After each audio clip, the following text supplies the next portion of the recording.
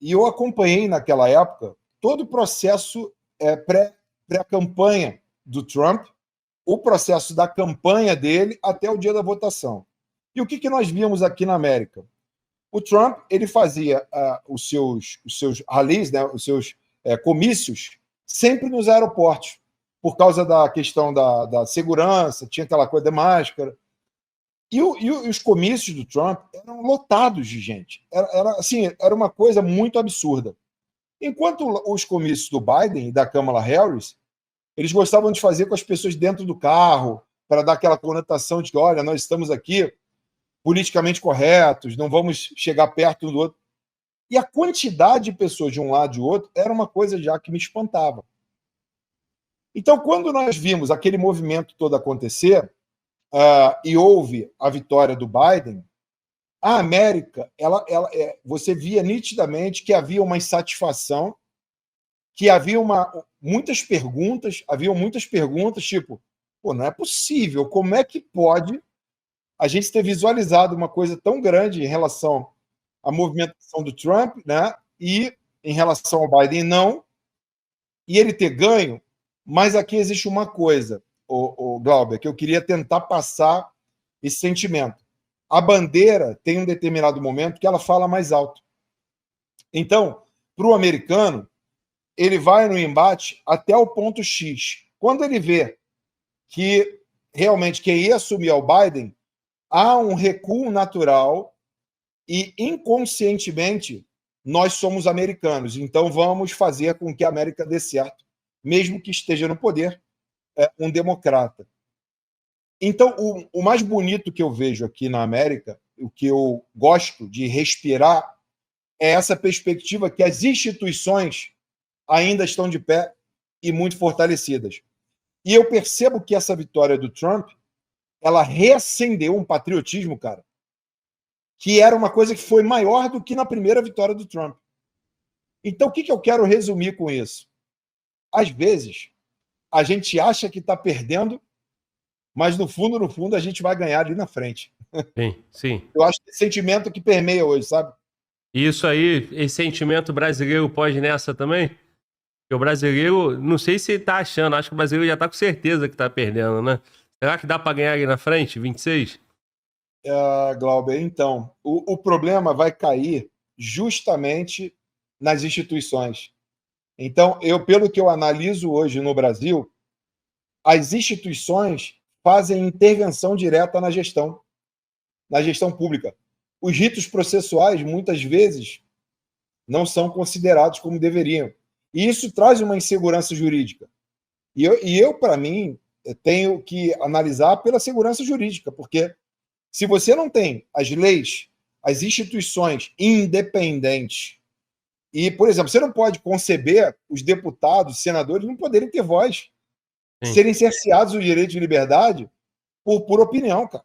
Então, a Constituição brasileira foi totalmente aviltada. Então, como é que eu posso ver um futuro para uma nação como a nossa, brasileira, sem que haja um respeito direto às instituições e à própria Constituição? Eu não consigo dizer que eu consigo ver um norte, sabe? Eu não consigo. Por mais que eu queira, por mais que eu torça por isso, eu não consigo. Cara, E assim, aqui no Brasil, né, cara, parece que é questão de tempo para chegar para todo mundo, né? Então. É porque essa colheita, Glauber, ela está sendo, como é que eu posso dizer? Eu acho que é um coletivo, sabe, Glauber? O brasileiro, ele não entendeu ainda. Eu acho que ele não entende ainda o que está em curso. Eu acho que ele ainda não entende. Eu acho que sempre há um menosprezo pelo que está acontecendo. E isso não é de agora, isso é desde antes. E, em paralelo a isso, houve, ao meu ver, uma idolatria política. E político, quando você passa para a idolatria, você passa a não fazer crítica. E quando você não faz crítica para a política, cara, você está dando uma carta em branco para o cara fazer o que ele quiser, independente do que ele esteja fazendo. Então, hoje, se a gente olhar o cenário, eu não consigo ver uma solução em nenhuma esfera para o Brasil. sinceramente, sendo bem direto e objetivo. Sim. Entendo. Mas, Ficar irmão... ali para mim, o que vai ficar para ali, sabe para mim o que vai ficar? Vai ficar a possibilidade de uma ilusão. E o que é uma ilusão, ao meu modo de ver? A ilusão, para mim, chama-se Tarcísio, tá? É uma ilusão para mim. Porque as pessoas vão tender a gostar dele por conta dele ter feito um grande, diga-se de passagem, um grande trabalho no governo Bolsonaro, mas ele também já esteve no governo Dilma, né? Então, eu não estou julgando aqui o profissional, porque me parece ser um cara capaz. Onde ele está tocando, ele está fazendo as coisas acontecer. Mas também não me parece que ele seja uma pessoa ligado às pautas mais conservadoras que caracteristicamente determinam o viés do Brasil. Me parece uma pessoa extremamente inteligente, que vai ficar bem com os dois lados e vai querer, no momento X, dropar na direita para poder pegar aquele rabicho do bolsonarismo, né? E poder se dar bem também com a esquerda. Me parece que é isso que está sendo configurado para as próximas eleições. Portanto, eu acho que esse murilismo vai ser aquele cara que fica no muro. Tinha um personagem do Jô Soares, que era o Múcio. Você lembra disso, não? Não. O Múcio, tu é novo, né? Tá quantos anos, Glauber? Cara, essa é a pergunta mais difícil de responder. Tô com 38, cara, apesar de parecer ter mais. Não, eu tô com 50, então eu entendo que você não via. Tinha um personagem do Jô Soares que era o Múcio. O que era o Múcio? Tinham duas pessoas conversando, aí ele chegava. Aí o cara falava assim, pô, aquela ponte, cara, ficou boa, né? Ficou bonita, bem estruturada. Ele ficava assim, pô, ficou bem bonita. Aí o cara falava assim, não, mas aquilo vai dar problema. Aí ele virava, mas pode dar problema, né? O cara ficava, sabe? Tentando agradar as opiniões. Exatamente. Então, eu creio que isso é um caminho bem desenhado para o Brasil daqui para frente. O que eu não acho bom. É uma tendência, né, cara? Porque depois de uma polarização forte, né?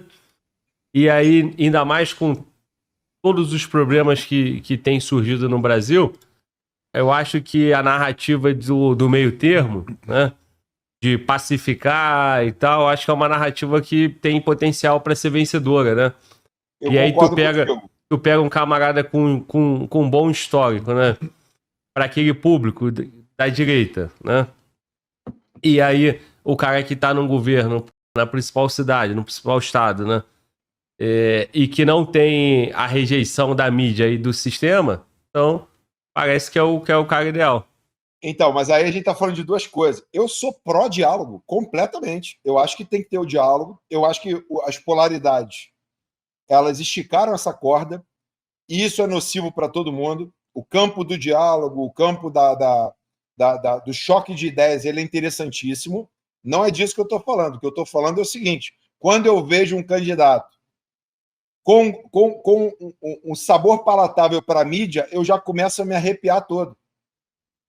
Você entende o que eu estou falando? Sim. Não é o cara que contemporizador, o cara que vai chegar lá e vai dar o choque de ideias. Eu penso de uma forma, você pensa de outra, a gente vai conseguir conversar e dialogar, porque política é isso, mas os meus valores são diferentes. E a teoria do dublê, ô Sandro, tu compra? Tu compra? Eu compro, cara. Eu compro. Porque tem muita coisa que dá para você ver que é escancarado, bicho. Tipo, a tua orelha tem um perfil. De repente, tua orelha tá colada aqui. Eu compro sim, cara. Eu não comprava, não. Esse aí da orelha é o put, né? Eu achava que era loucura, cara. Mas hoje eu compro. Hollywood é capaz de fazer roupas de látex muito... Eu já vi tanta coisa diferente.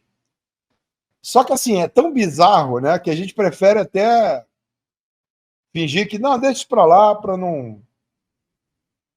Mas tem situações que são muito discrepantes. Não, essa do líder, né, mundial aí, faz sentido na ideia de proteger a autoridade, né? Então, pô, o put, não, esse não é o put verdadeiro. O Biden veio aqui no Brasil. Quem veio aqui foi o Biden mesmo ou foi o dublê? Cara, se você pegar, tem Biden andando que é igualzinho um robô. Os caras botam um robô e botam. Já viu esse aí? Não. Já Eu viu vi, do eu vi, Put? eu vi isso Já aí. viu? É bizarro. Já viu, mano? Então Eu fala, vi. mano, volta. É bizarro, pô. Ele anda, aí a mão faz assim, ó, e o robô é da mesma forma, irmão. Cara, Loucura, é pô. muito bizarro, cara. É Não, muito eu vi bizarro. essa cena do Biden aqui, né? Quando ele é recebido. Ele todo robô assim, mas eu não vi o andando. O professor Olavo de Carvalho, ele analisava muito bem as coisas, e eu me recordo muito quando ele falava dos infiltrados. Existe uma tendência hoje muito grande desses caras que são um pouco mais inteligentes, eles puxam a demanda, jogam para o meio, e ali no meio eles estão infiltrando. Esse é que é o problema. Não é o problema do contemporizador, do cara que quer fazer política, divergir opinião. Isso é saudável. Eu acho que isso até hoje não teve. Nem no governo Lula está tendo e nem no governo Bolsonaro tinha. Então, encontrar um equilíbrio, um break-even point ali, para você poder dialogar, é fantástico. Mas o que eu estou falando é outra coisa. É uma coisa bem fantasiada com embrulho, e na hora que se apresenta, todo mundo está gostando, mas é porque tem coisa por trás ali que não vai ser bom para o povo brasileiro. Sim, sim. E esse termômetro da mídia, pra gente, ele é importante, né? Se a mídia gosta, liga o alerta, né? Exatamente. Você pode ver aqui na América, tem âncora da CNN que pediu as contas, cara. Saiu fora do país, vou morar. Eu acho esse cara coerente. Como tem artistas lá de Hollywood que estão abandonando a América. Que bom, vai limpar, né? É igual esgoto quando tá entupido, porra. Tem que chamar a rotorrouter lá, o cara vem com aquele negocinho, desentope, né? E sai para cada lado o que é devido e tá tudo bem. Eu acho que isso é coerente. O problema é que hoje, de 10 programas de mídia, que a gente não tem como o seu canal é uma bazuca, né, de informação hoje. O canal de maiores do YouTube.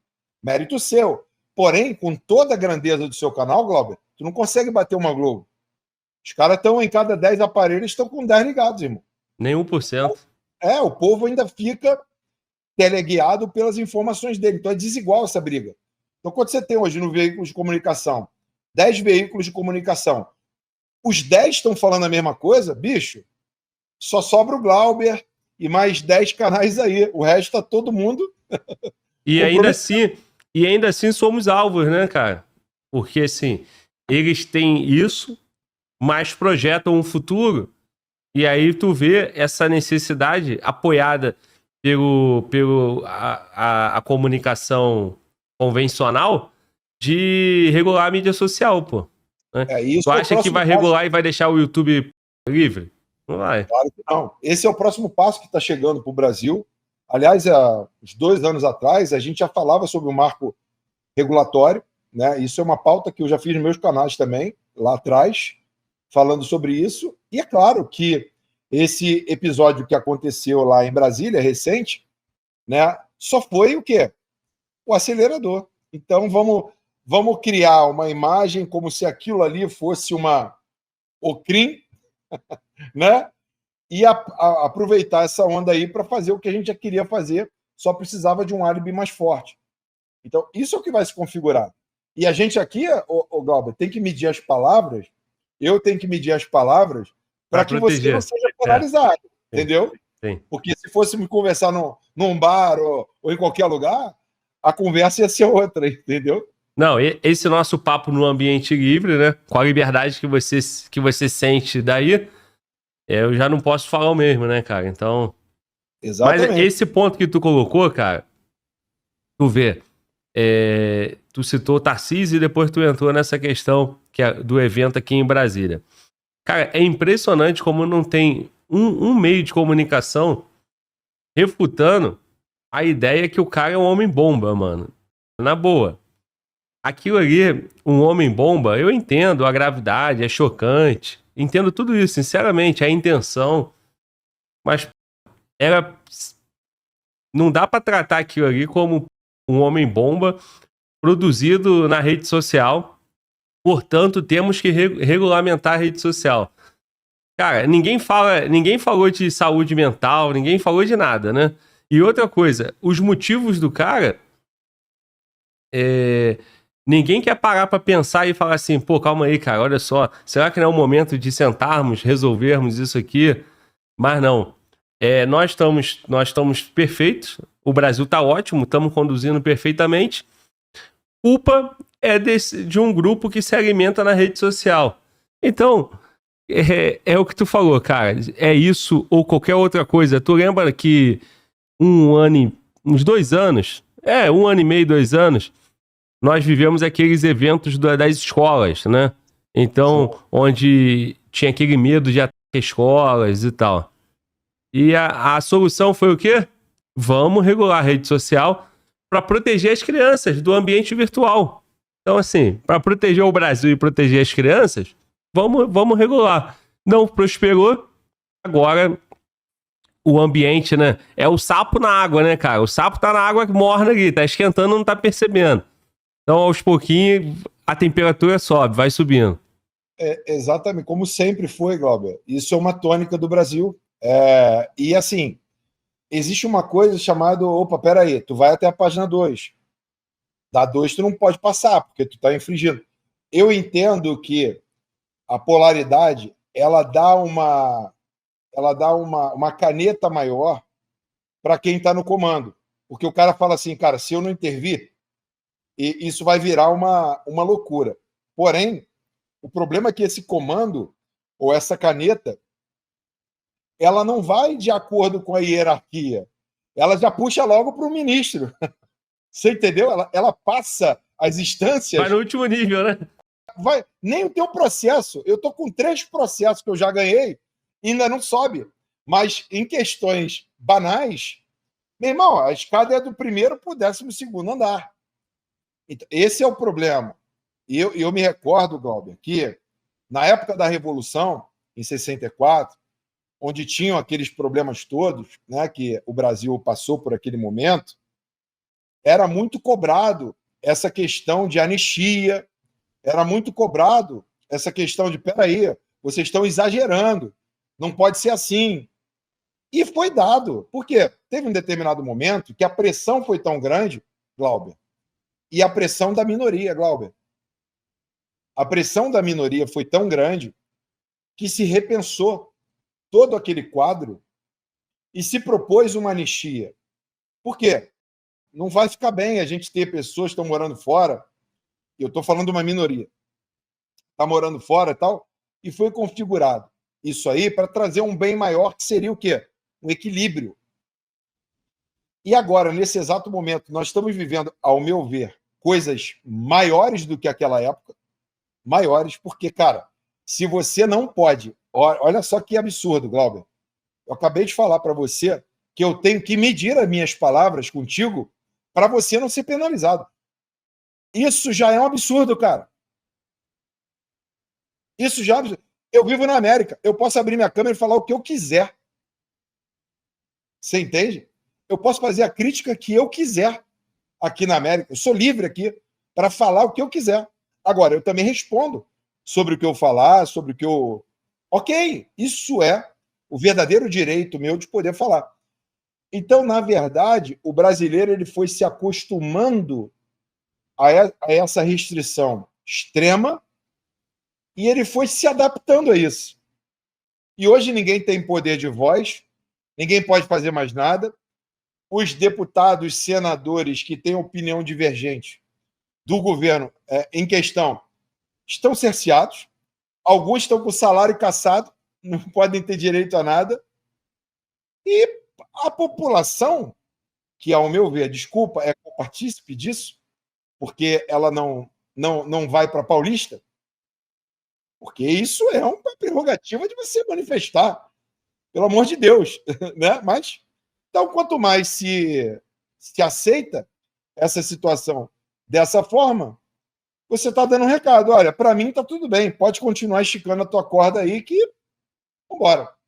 Okay. O problema, cara, tu falou aí que você tá na América, né, e você pode falar o que quiser e responde por isso.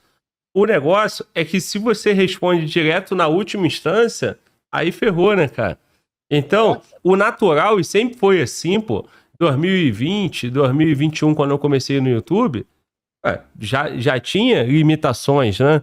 Você pode falar, mas você não pode tudo. Você é responsável pelo que tu fala. O que pega é quando você não tem esse rito, né? E você vai responder direto no último nível. Tu citou no 12º andar. Só que esse prédio só tem 12 andares. De lá, tu pula. Acabou, pô. É suíço. Então, assim, tu não tem como ir subindo, né? O argumento no andar 2, no 3, no 4, pra chegar no 12 um dia. Não, pô, tu já começa lá, né? Então, é isso que dá medo. E quando você cita senadores, o recado é o seguinte.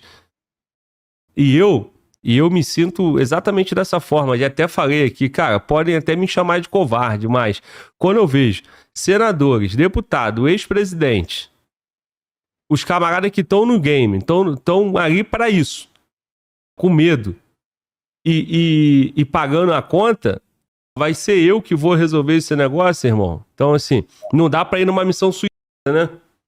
Com certeza. E mais do que isso, Glauber, os relatos são seríssimos, porque eu já vi relatos que a pessoa sequer consegue olhar o próprio processo. Quer dizer, no exercício legal de eu poder me defender, o meu advogado não consegue ter acesso aos autos para saber aonde eu fui enquadrado. Então, para onde você vai? Qual o caminho que você tem dentro da lei para poder se defender? Então, se você, Glauber, amanhã abrir a câmera e fizer esse papelão, eu vou te chamar de maluco. Então vai lá, ô Lanterna Verde. Vai lá, toma a frente aí. Tu vai se ferrar, cara. Tu vai se ferrar.